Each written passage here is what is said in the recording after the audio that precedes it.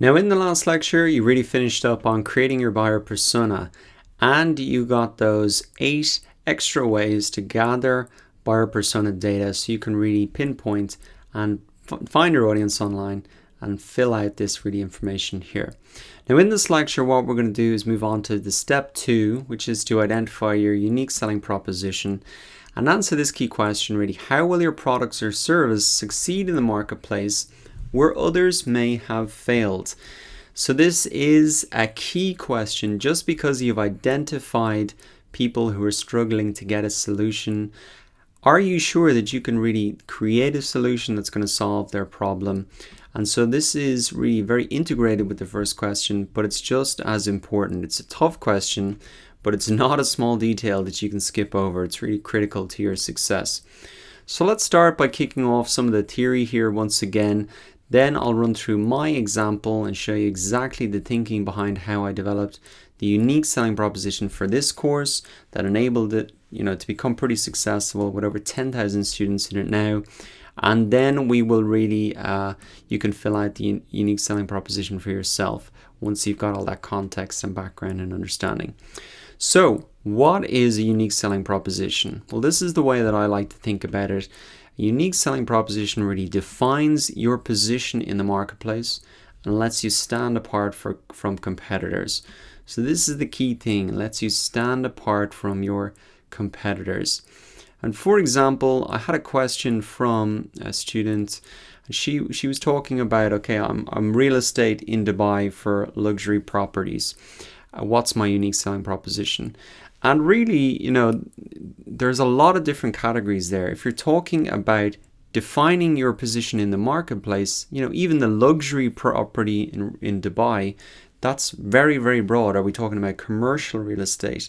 Are we talking about, people who want to buy homes? Are we talking about bachelors who want to buy homes? Are we talking about families who want to buy homes? Are we talking about people who have $10 million, $1 million, $100 million to spend? So you can see there's a huge range of categories there. There's a lot of different positions that you could take in the marketplace. So really think about that for yourself. Another example that I had is in terms of, I'm a restaurant, what's my unique selling proposition? Well, McDonald's is a restaurant. That's about convenience. But also there's the fine dining place in the city center, completely different experience, serving a completely different position in the marketplace and very much standing apart from, say, the McDonald's. So that's what you need to be thinking about as well. So how can you identify your unique selling proposition? Well, there's one real easy trick that I used to develop this course, and I think that I can apply to many, many of your businesses. And that is just to fill the gaps left by your competitors. So what you need to do is go on to and read the customer reviews on sites like Amazon, the App Store, Yelp, TripAdvisor, Fiverr, Udemy, Upwork, whatever your product, and wherever there are similar products being sold on these marketplaces, or even just the review platforms like Yelp. We looked at some of these in the previous lecture. All you have to go in and do is read those reviews. Filter straight to the 3rd and 4th star reviews. Probably the 5-star reviews, they're pretty happy, so they're not going to say anything. 1-star reviews can sometimes be a little bit biased, too negative. So you want to look at those 3 and 4-star reviews and really look for reviews that say something like this. I would have given it 5 stars if, and whatever comes after that if is something that you can add to your product to really be a point of differentiation, that you fulfill that thing that the other product didn't. And that's where you can really fill the gap in the marketplace. Yes, you might only be improving the product by 10-20%, but if that's enough to get a sale, well, then that's all you need to do. So here's an example of that. This is just a review that I picked off Udemy, but it's just something that they would have wanted. You can add that into your product. There's just tons and tons of information out there, guys. People like, I don't know what customers want. All you have to do is go on and read the reviews. It's really that simple. So in terms of another example of this, I've included a video here starting at the exact point that they talk about it, between Tim Ferriss and Noah Kagan. They're kind of well-known marketers, business guys, very analytical in the way they think. And Tim talks about here that how he used this same tactic that I've taught you here to really guarantee the success of his book, The 4-Hour Chef, and I think that ended up being like a New York bestseller. So you can watch that if you want for extra context and proof that this really is a good way to go about it.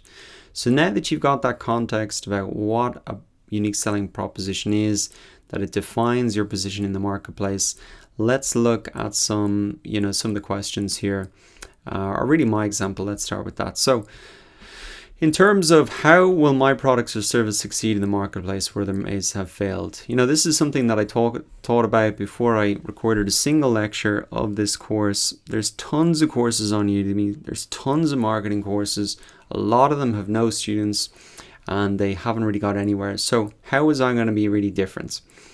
The product, I think, and service description is something that you can really start getting very clear on straight away. So I was very clear that I was making 15 plus hour marketing course published on Udemy. And you should be very clear about what your solution looks like. What is it actually that people are buying? Is it a course? Is it an app? Is it a consultation call on Skype for 15 minutes? Really get very specific about what is the thing that people are going to buy. Is it an ebook? Is it a book? A hard copy book? Get as clear as possible. After that, I think it's good to define what you're not going to do. So one thing that I didn't want to do in this course is make it very theoretical. I wanted it to be very practical. People could actually go through the process and replicate the results that I had. So that's one thing that I said that I wouldn't do, is make it very, theory based, because I've taken those courses in the past. They're not helpful. Now, next, what will be unique? So this is a key thing about the course. Well, this is really where I think it all came together, making 12 courses in one. And this really ties back to my buyer persona. And you can see now how these are so integrated. I said that my buyer persona, the problem that they have is that they don't know where to get started and they need a step-by-step guidance from zero to first customers. So it really does need to span across all these marketing topics. And I think that's just fantastic value for money. 12 courses in one. I mean, not a lot of people are doing that. Okay, so also it's unique because it's highly actionable, it's project based, and you've got that real life example running through every single section of the course. So just something I'd never seen done before. So I think that really makes it unique as well. Now next, the fourth question that I would ask yourself is, what is the proof that you are going to how are you going to prove that your solution actually works? Because it's one thing to say my solution is great, it works, but how are you going to prove that? And that's really going to, really help your marketing if you can prove that your solution works. So I said I'm going to show all my marketing results, be very transparent, show all my analytics. They're all there in the Google Analytics section of this course. I've also got public reviews on this course kind of built into the Udemy system so people can see what other people who've bought the course are saying. So it's great kind of social proof. And also I'm sharing those student success stories on Facebook. So that's part of the marketing as well, proving that it actually does work. So how are you going to prove that your product works? Is it going to be testimonials, reviews, case studies, etc.? I think it's good to really prove that because that can make you very unique in the marketplace as well. In terms of the pricing, now this is again very connected to your buyer persona. I went for a really low price because I know that the high volume can make up for really the good revenue in the end of the day. But really, most importantly, the low price links in with the buyer persona. If I know that they are starting from scratch, they don't have any customers, that means they don't have a lot of revenue, that means they don't have a lot to invest in a course. So instead of me charging like $1,000, I want to make this as accessible as possible and put that low price on it, but make up the difference maybe with a high volume of students and also that 30-day money back guarantee.